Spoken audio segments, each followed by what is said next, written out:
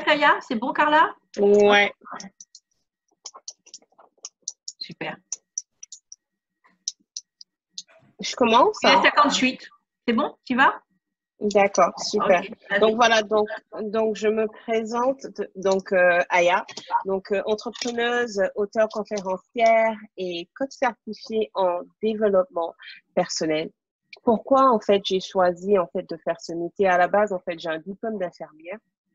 Et aujourd'hui, en fait, je me suis, on va dire, dirigée vers le coaching, vers tout ce qui est développement personnel. Pourquoi?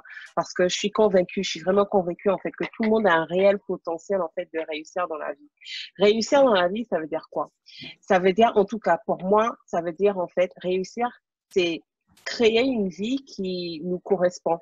En fait, parce que souvent, en fait, quand les gens, ils entendent la réussite, quand ils entendent réussir dans la vie, en fait, ils se disent, ah ben, en fait, réussir, ça veut dire avoir 100 000 euros dans le compte. Réussir, ça veut dire être avocat ou médecin. Pour moi, réussir, c'est juste faire ce qui nous plaît, en fait. Réussir, c'est vraiment construire une vie qui nous correspond, où on est épanoui, où on est heureux. Donc voilà, en termes de mon témoignage, en fait, voilà, je pense que mon histoire ressemble à l'histoire de beaucoup de personnes. J'ai eu une période de ma vie où j'étais malheureuse, je travaillais, j'avais tout pour être heureuse, tout, soi-disant pour être heureuse. J'avais le travail, j'avais la voiture, la maison, j'avais tout, les amis. Et puis, t'es quand même pas, comment dire, ben, tu te sens quand même pas accompli, en fait, t'es toujours pas heureux.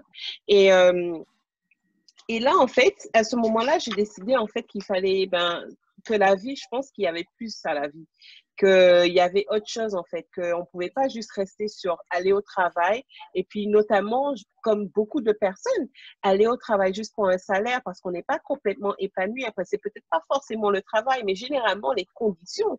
Donc, moi, je me suis vraiment lancée dans ce chemin, on va dire en fait, comment on dit en anglais, journey, de vraiment construire une vie qui me correspond, construire une vie où je suis épanouie, où je suis heureuse, où je suis capable de faire en fait les choses qui me plaisent. Donc, pour faire ça, en fait, moi, ce changement, en fait, je l'ai vraiment fait en 5 étapes.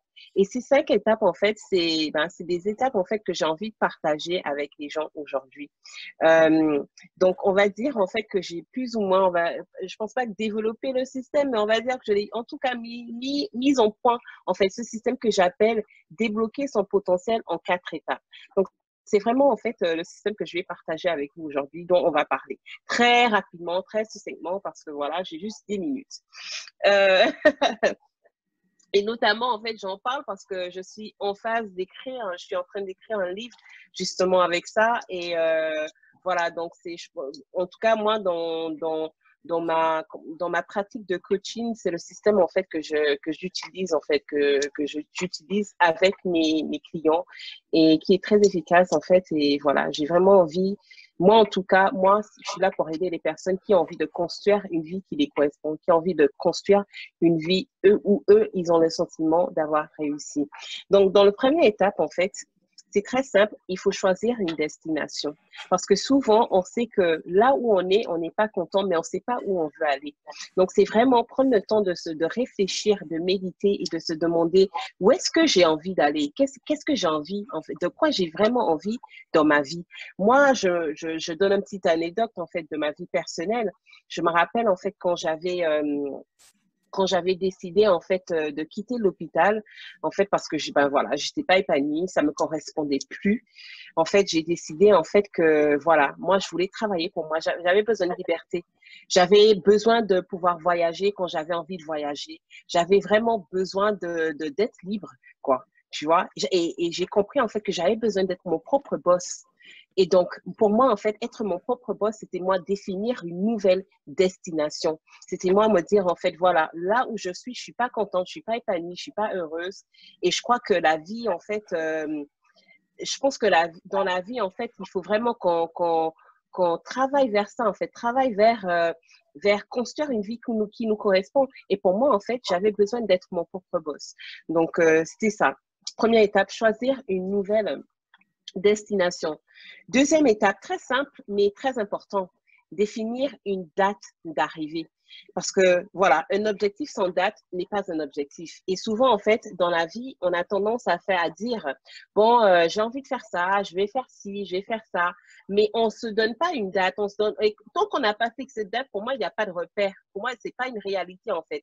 Juste dire que j'ai envie de faire quelque chose sans vraiment dire, OK, je vais le faire avant tel jour ou je vais le faire dans 2 mois ou 3 mois. En fait, si on ne fait pas ça, ça ne donne pas de repère, en fait. Ça ne nous donne pas de... C'est comme si, en fait, c'est juste un rêve. Et dans la vie, en fait, c'est pas assez de rêver. Il faut y aller, en fait. Il faut aller jusqu'au bout de nos rêves. C'est important de rêver, oui, mais c'est pas assez. Il faut mettre de l'action derrière le rêve. Il faut rêver et après prendre action. Donc, voilà. Donc, deuxième étape, c'est choisir une date d'arrivée. C'est simple, mais c'est très important. Troisième étape, déterminer les distractions et les points de blocage. Donc, ça, c'est encore plus important parce que souvent, en fait, dans notre vie, il y a des personnes, tu vois, par exemple, moi, je sais que notamment dans cette phase, en fait, dans cette période de ma vie, j'ai changé, j'ai perdu beaucoup d'amis. Pourquoi? Parce que, voilà, la nouvelle vie que j'avais envie de mener ne les correspondait pas. And that's okay, that's fine, tu vois.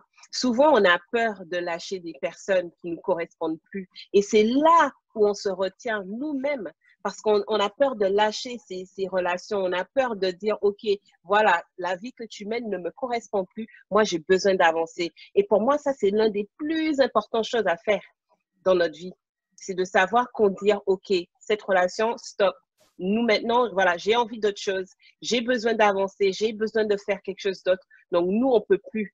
Et c'est rien de grave, ça arrive tout le temps, ça arrive dans la vie, il faut l'accepter. Il faut accepter que tout le monde ne va pas aller où nous, on a besoin d'aller. Il faut accepter ça. Donc, non seulement les personnes, mais aussi les mauvaises habitudes. Moi, je savais que j'avais énormément de mauvaises habitudes. Notamment, je m'étais fixée, je voulais devenir mon propre boss. Et voilà, je sortais souvent la nuit, je sortais la nuit, je rentre à 3h, 4h du matin. On peut pas être son propre boss, gérer son entreprise en rentrant à 3h, 4h du matin. C'est pas possible. Tous les soirs. Ça, c'est pas possible. Il faut avoir une bonne hygiène de vie. Voilà, il faut certaines choses. Donc, moi, je savais que j'avais des mauvaises habitudes à changer. Et donc, souvent, en fait, nous, on ne se rend même pas compte de comment nos habitudes influencent, en fait, notre vie. Comment nos habitudes peuvent être des points de blocage, justement, pour nos objectifs. Donc, ça, c'est donc, troisième point, déterminer les distractions et les points de blocage. Quatrième étape, la mise en place d'un plan d'action. Pourquoi? Comme j'ai dit, dire qu'on a envie de faire quelque chose, c'est pas assez. Rêver, c'est pas assez. Il faut mettre en place des actions. Ça, c'est encore un point très important, des actions. Moi, notamment, donc, je reviens encore par rapport à moi parce que voilà, j'ai vraiment vécu l'expérience. C'est pour ça que aujourd'hui, je suis capable voilà, de travailler, d'accompagner des personnes aussi. C'est parce que moi-même, je l'ai vécu. Moi, à cette période-là, j'ai dû apprendre énormément. J'étais, par la grâce de Dieu, j'ai commencé, en sortant de l'hôpital, j'ai commencé à gérer en fait une entreprise familiale. Mais j'avais aucune expérience dans l'entrepreneuriat, mais vraiment aucune expérience du tout. Donc, j'ai dû faire quoi? J'ai dû apprendre en termes de management, j'ai dû apprendre en termes de business, apprendre en termes de développement personnel. Et pour faire ça, j'ai assisté à énormément de conférences pour justement apprendre. Et j'ai appris. Et j'ai réussi. Et donc ça montre en fait que comment dire, en anglais on dit where there's a way, where there's a will, there's a way. C'est-à-dire quand on a la volonté, il y a toujours une possibilité de réussir. Donc voilà, quatrième étape, c'est la mise en place de plans d'action parce que voilà, rêver c'est pas assez, il faut mettre en place des actions. Et cinquième étape, c'est rester focus et motivé. Souvent, quand je discute avec mes clients, ça, c'est une des choses, en fait, où ils me disent voilà, qu'ils ont vraiment du mal. C'est rester motivé. Et c'est pour ça, il y a beaucoup de choses qu'il faut qu'on fasse dans notre vie.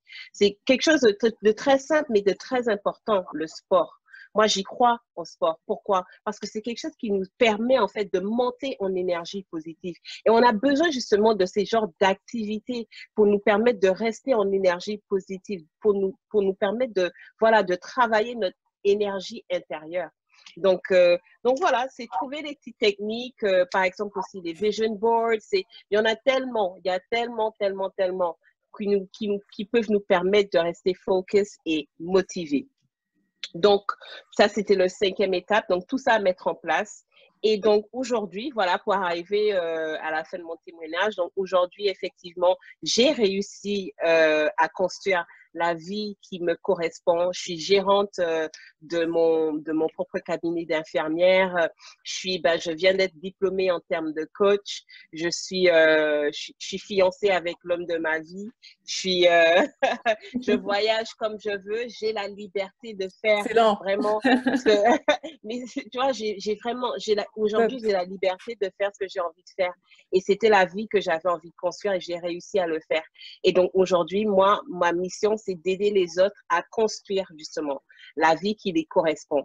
Et ça veut pas dire ça veut pas forcément dire être entrepreneur ou je sais pas, ou avoir, voilà, comme j'ai dit, plein d'argent dans le compte. Des fois, voilà, il y a des personnes qui ont juste envie de vendre des glaces au bord de la route. And that's fine. Si ça, c'est pour toi, si ça, c'est réussir pour toi, eh bien, moi, je suis d'accord. OK, let's work on it. Travaillons dessus pour que tu puisses réussir toi aussi, pour que tu puisses construire la vie qui te correspond. Et donc, voilà, c'est ça pour mon pitch. En termes de service, bien évidemment, ce que j'offre, c'est des coachings individuels, voilà, pour les personnes qui, comme j'ai dit, qui ont envie de construire la vie qui les correspond. Donc, voilà. Est-ce que je suis restée dans les That's temps? fine. Alors oui, je ne sais pas, je n'ai pas regardé le temps. Et ça va, c'est bon. Bon. Il me reste combien de minutes? Là, c'est fini. Ah, voilà. Alors, j'ai trop aimé ton accent quand tu as dit le 5e point. Alors, répète juste pour que j'entende l'accent. Le quoi? Le 5e point. J'ai trop aimé l'accent. Le 5e point? Oui, le 5e point, c'est ça? Quand tu as donné le 5e point, j'ai aimé ton accent. Quoi? Ah, excuse-moi, le 5e point, c'est rester focus et motivé. Hein? Alors, c'est trop beau. Enfin, je ne suis pas surprise. Hein. Je connais Aya, je ne suis pas surprise. C'est vraiment c'est super, j'aime beaucoup. Vrai. Merci. C'est synthétique et tellement vrai. Et je sais que tout cela est sous-tendu par un vrai vécu. Alors, je ne savais pas pour les fiançailles. Alors, yes! Oui. Félicitations! Oui. Merci! Yes! Ah, il y a de belles choses. Après confinement, franchement. Quand tout bizarre, apparemment, ils disent le confinement. C'est ça, il y a les couples, il y a 11% des couples. 11% des couples. Comme tu dis, la grâce de Dieu. Officiel. Officieusement, je te dis. Regarde bien, hein. Là, ça la ramène à l'essentiel. Le gars dit, bon, ok, si je dois mourir, qu'est-ce que je vais garder? Pardon. Voilà, bien là. Voilà, tu bouges plus. C'était pour toi. Oh. C'était les plats cuisinés là que j'ai fait. Il a dit, tu l'as confié, bien. Oh. Il faut transmettre ça aussi aux filles. Voilà. Ça a transformé la crise. Ah ouais. Tous les soirs, c'était repas gastronomique. Non, franchement. Ah, je comprends là. Le gars dit, attends. Là. Donc, pareil, hein. Voilà, tu as, pendant ce confinement-là, ok, tu as décidé quelle était ta destination. Exactement, ouais. Non, on le décline, c'est pour que ça marche pour tout, ok. Ouais. Ensuite, mais c'est vrai en plus. Hein. C'est fin du déconfinement. Ah, mais c'est vrai en plus. Hein. Non, vraiment, vérité. Hein. Point de blocage. Et voilà, le plan d'action. Tout, franchement, tu es resté focus. Et là, non, mais écoute, moi, je trouve ça merveilleux. Quand je vous dis, il y a des choses incroyables. On ne sait pas ce qui se passe juste à côté. C'est incroyable. En tout cas, merci. Exactement. Honnêtement, moi, je suis tellement d'accord sur les 5 points que tu as énoncés de façon très claire. Je vais laisser un peu la parole à Carla, t'inquiète, tu vas parler aussi, mais les 5 points. Et surtout, quand tu parles des distractions, mais alors là, c'est tellement vrai. Je vais vous dire, j'ai vécu ça l'année dernière et j'en parle encore ce matin. Ma fille a 14 ans. Ce matin, je lui parlais de quelqu'un et puis ma fille me dit, mais maman, il faut la laisser partir, elle a fait son temps. 14 ans. J'ai dit, ma chérie, je sais, pardon. Laisse la vieille être un peu triste quand même, pardon. C'est pas facile, hein. C'est pas simple. C'est dur, hein. Elle me dit, rappelle-toi un tel, t'as voulu. J'ai dit, oui, c'est bon, j'ai compris. Mais je vais vous dire une chose. Moi, à un moment donné, quand j'étais mariée, c'est pas vrai. J'ai changé d'environnement, mais à 100%. À 100%, même pas 80%, 100%. Et après, c'était le jour et la nuit, mais c'est tellement important. et tu parles de foi, mais c'est quelque chose qui est tellement spirituel. Ouais. Il y a certaines personnes, elle est à côté de toi, elle bloque ton ciel. Pardon. C'est tellement vrai. Elle bloque ton ciel. Elle voile ton vrai. étoile. Non, c'est des trucs là, c'est des dimensions. Mais c'est vrai. Non, franchement, ça va tellement loin, c'est pas. Non. Histoire vécue, hein, vraiment. Voilà, Hein, il faut que tu parles. Il faut que tu parles parce que ça, là, c'est des choses qui sont puissantes. Parce qu'aujourd'hui, en France, le spirituel, comme ils ont décidé que Tchernobyl n'existait pas, Tchernobyl n'est pas arrivé en France, qu'ils vont décider bientôt que Covid n'a jamais existé, ils ont décidé que le spirituel n'existe pas.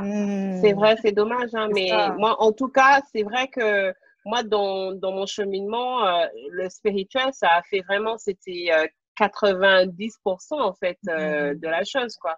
Ça, mais parce qu'on est esprit.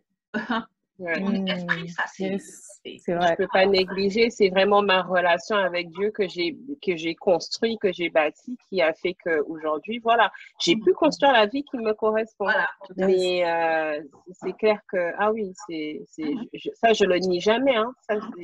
D'ailleurs, c'est une des premières choses que je dis, c'est grâce à Dieu, hein, tout ça. Hein. C'est ça. Et ça te permet d'avoir du discernement sur les personnes qui sont à côté de toi. Ça te permet d'être sevré de tout manque affectif qui fait que tu es là, tu as besoin de l'autre. Mais c'est tellement important. Et puis j'aime aussi, après je laisse la parole à Carla, tu as tellement raison. Déjà, la réussite, le succès, toutes ces notions-là, la richesse, c'est quelque chose de très personnel.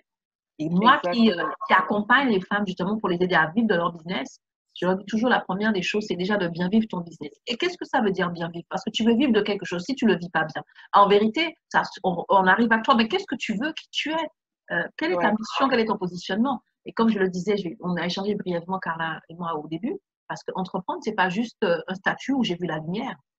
C'est une aventure personnelle, intérieure. C'est tellement intense. Et j'aime à dire que ce que je bâtis me bâtit. Mais c'est une chose que tu ne sens pas forcément dans le salariat. Mais tu le sens tellement fort dans l'entrepreneuriat, là. Le truc te charpente ta chair, ton caractère. Quand tu es un peu aigri, quand tu es frustré dans le salariat parce que tu ne comprends pas trop ce que tu vis, tu as quelques pressions parce que tu dois rentrer dans un monde. Mais quand tu es dans l'entrepreneuriat, c'est pas on te fait rentrer, c'est toi qui décides. C'est ça. Que tu as choisi ta destination. Et tu es là, tu es en train de raboter ça.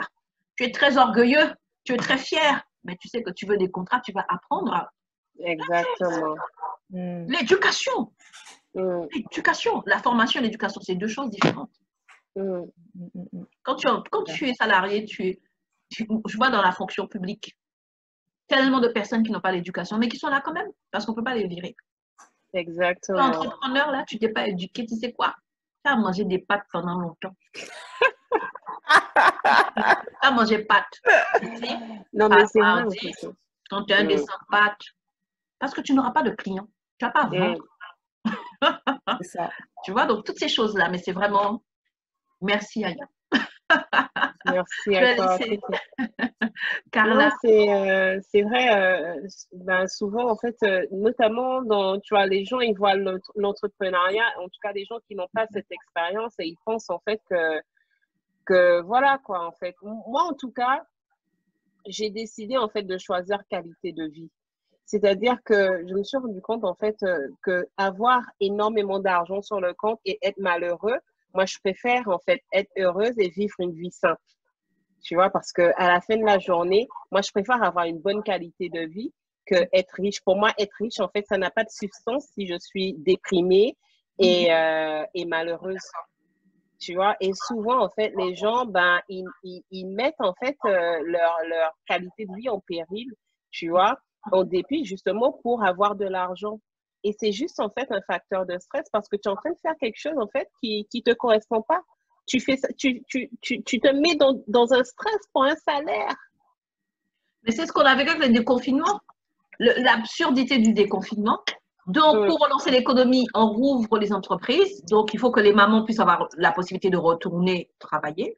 Et parce qu'elles ont besoin d'argent, de ce SMIC, n'est-ce pas? Mettre l'enfant à l'école, enfin. Et là, je me suis dit, heureusement que je suis entrepreneur, j'ai dit, mais hors de question qu'on ma fille serve de cobaye, ma fille n'a pas été scolarisée. Voilà, elle est au collège. Elle a pendant 2 mois, elle a fait sur Pronote. Il reste 1 mois avant les vacances. Mais moi, je suis entrepreneur, je peux le décider. Mais combien de mamans vont pas le faire parce qu'elles ont besoin de ce 1000 et quelques euros pour payer les factures? Mais c'est tellement violent. Et tu es dans un stress. Tu es dans, comme tu dis, tu es dans le stress. Donc, tu vas travailler, ton enfant va à l'école, mais tu sais pas. Tu sais pas. Mais c'est tellement violent.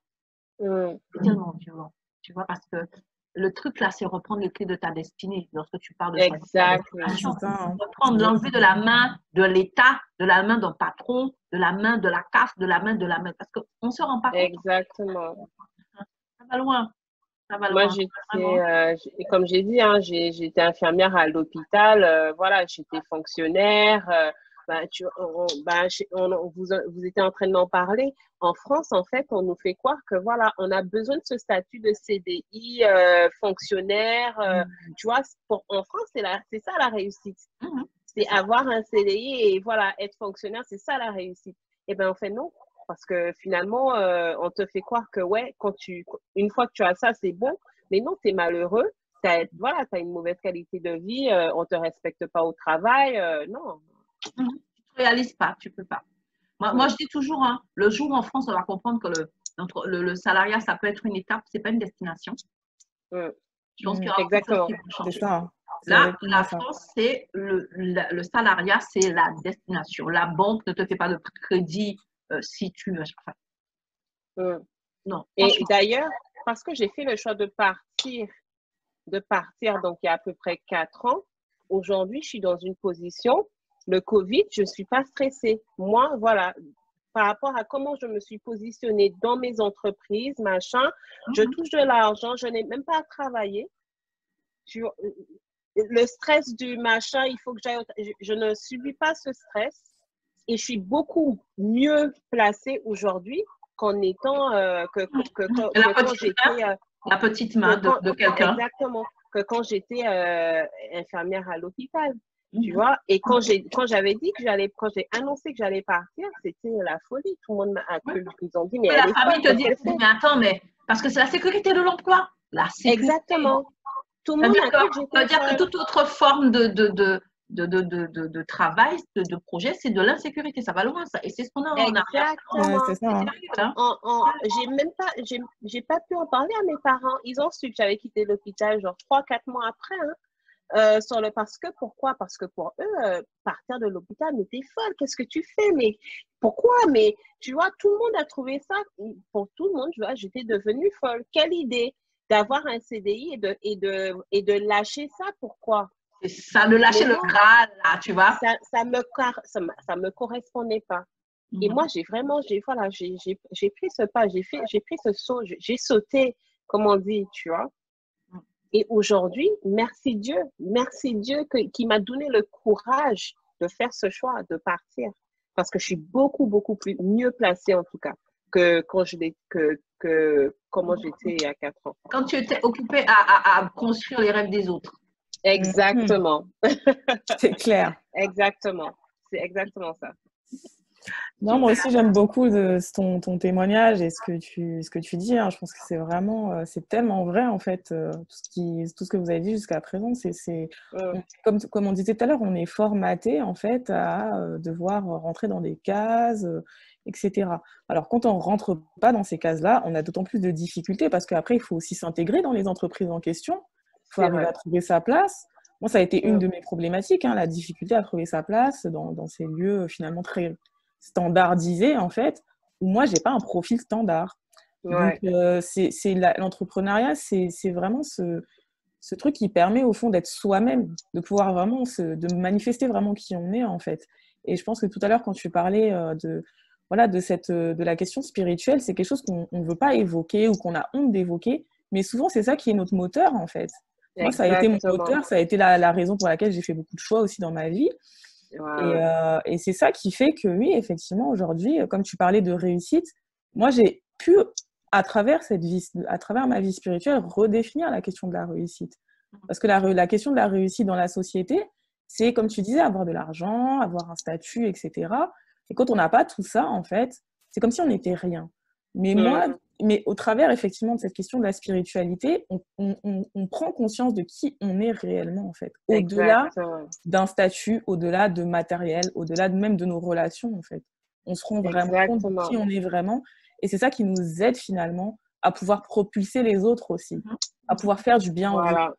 Et l'entrepreneuriat, je pense que c'est vraiment, ça a une dimension missionnelle. C'est plus que juste, je vais faire quelque chose pour gagner, tu vois, c'est ça, pour gagner de l'argent. C'est ça, c'est missionnel. Non, mais c'est comme tu as compris. C'est ça. Tu as compris que c'est une clé. Exactement, c'est un moyen. C'est pas juste d'aider les autres. C'est pas juste une façon de fuir le salariat parce que ton patron. C'est ça.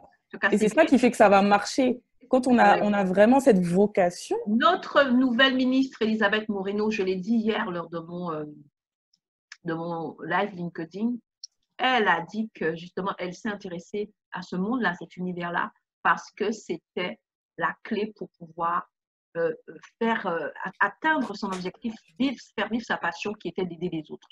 Elle a compris que c'était. Et pourtant, elle travaillait, elle était avocate, elle n'avait pas n'importe quel niveau d'emploi. Donc, si déjà tu es avocate et tu arrives à comprendre que ce n'est pas assez, toi là, tu es caissière, tu vas faire quoi? En fait, c'est un débat là. Faut pas Parce que le CDI, c'est quoi? C'est juste être centré sur toi, c'est te donner les moyens de payer tes factures, et de faire un crédit pour acheter ta maison et partir en vacances. Exactement. Et le reste du monde, c'est pas tout. C'est ça. Et ensuite, tu es là pour dire, ah, si je pouvais, j'irais aider. Mais tu peux. Parce que tu peux. Mais quand tu es salarié, justement, tu es limité. Non, c'est bien ce que je te disais. Et c'est pour ça que j'accompagne les entrepreneurs à vivre de leur business, parce que je dis, là où tes mains ne peuvent pas aller, ton argent peut aller.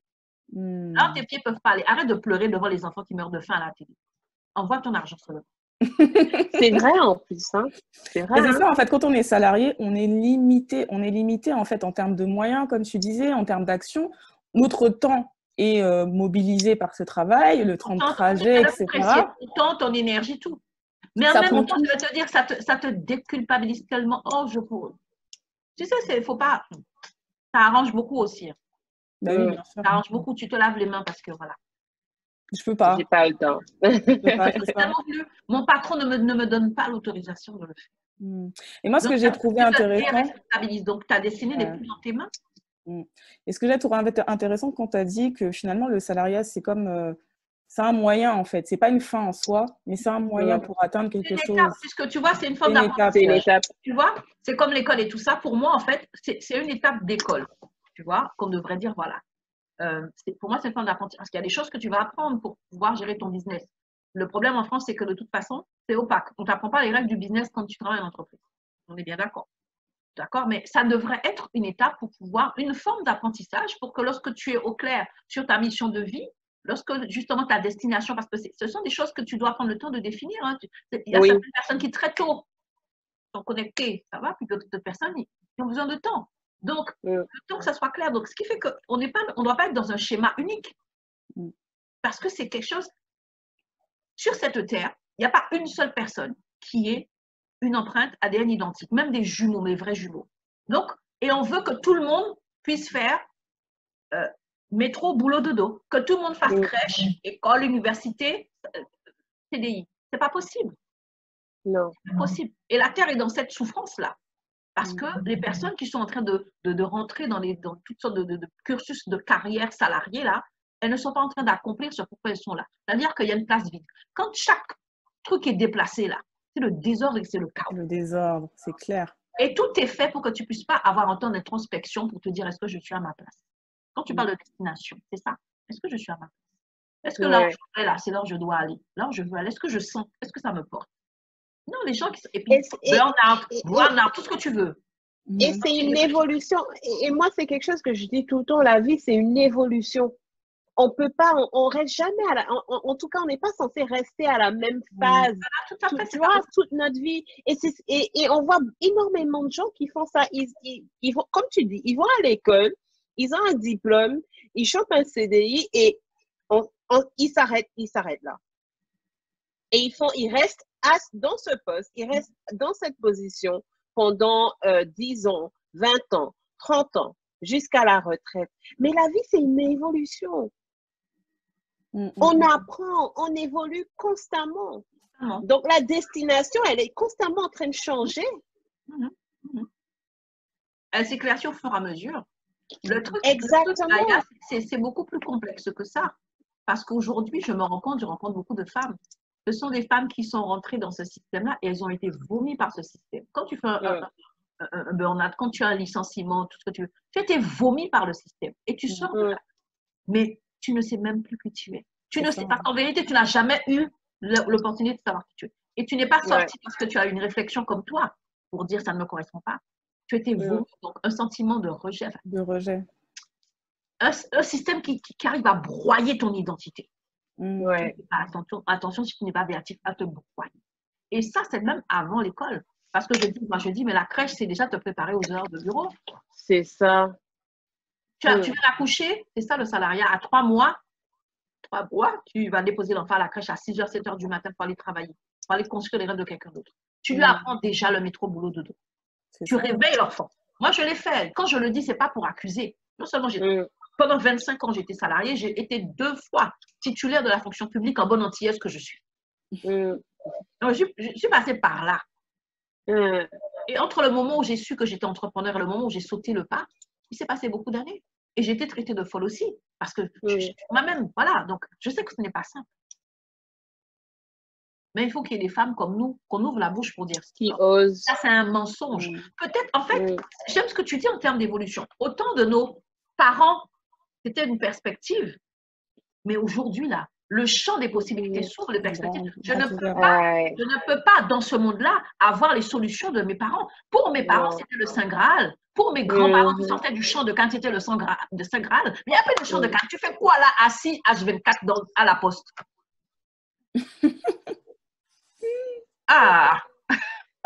Non, mais c'est vrai. Hein. Alternative. Tu es doué, tu es talentueux, tu as plein de compétences, tu fais quoi? Exactement. Voilà. Alors, je vais voir si j'ai réussi. Mais c'est justement, c'est comme je parlais, c'est comme je disais, c'est débloquer ce potentiel, en fait, que souvent les gens, en fait, eux, ils savent même pas qu'il existe à l'intérieur. C'est ça. Ils savent pas qu'il y a une destination. Voilà, ils savent pas, en fait, qu'ils ont un réel potentiel à l'intérieur d'eux. Et c'est pas juste possible pour moi, c'est pas juste possible pour toi ou toi, Carla, c'est possible pour tout le monde. C'est ça, en fait. Chacun sa dimension. Tant que tu essaies de regarder l'autre et d'attendre sur l'autre, l'esprit de comparaison, là. Non, justement. Et c'est là où, justement, cet esprit de comparaison, tu vois, on se compare à l'autre personne, on pense que, ah, mais si elle avance comme ça, moi, je suis censée faire la même chose. Non, mais pas du tout. Et c'est là où on se perd, en fait. Parce qu'on a envie d'être comme l'autre. On voit tout le monde faire ça, donc il faut que je fasse pareil. Tout le monde… non. Et ça vient un peu ce côté, justement, de standardisation. On nous a tellement formaté à être d'une certaine manière qu'après, à un moment donné, on n'arrive plus à être nous-mêmes. On a besoin, en tant qu'être humain, on a besoin en tant qu'être humain de se construire. De se construire par rapport à des modèles, mais il faut aussi qu'on ait effectivement cette dimension où à un moment donné, on se retrouve nous-mêmes pour qu'on comprenne par rapport à tout ce qu'il y a autour de nous, qui on est vraiment. Et effectivement, la question de la spiritualité, elle est essentielle parce que si tu n'as pas cet aspect-là dans ta vie, effectivement, tu ne vas pas avoir le bon miroir, en fait. Tu vas avoir le miroir humain, mais tu ne vas pas avoir le miroir qui fait que d'où tu viens, en fait, réellement. Exactement, l'identité. Parce que ça part de l'identité. Toi, qu'est-ce que tu penses, toi, quand tu te regardes dans le miroir, tu vois qui? C'est quoi ton identité? Pour toi, qui es-tu? Est-ce que tu es une personne forte? Est-ce que tu es une personne qui est capable? Est-ce que tu es une personne, voilà, qui a tout ce qu'elle a besoin déjà à l'intérieur d'elle? C'est ça, en fait. Et c'est ça la question qu'il faut qu'on se pose. Comment on se regarde? Quand tu regardes dans le miroir, c'est quoi ton opinion de toi-même? Parce que souvent, on est focalisé sur les opinions des autres. Qu'est-ce que l'autre, il pense de moi? Non, mais d'abord, qu'est-ce que toi, tu penses de toi-même? C'est ça qui est important. Et ça, parce que l'autre, il peut penser tout ce qu'il veut, hein. Mais c'est toi, en fait. C'est toi la base. C'est nous sommes la base. C'est clair. C'est clair. Donc, voilà. Super. Les grands esprits se sont rencontrés aujourd'hui. C'est juste pour nous trois. Écoute, voilà, c'est comme ça.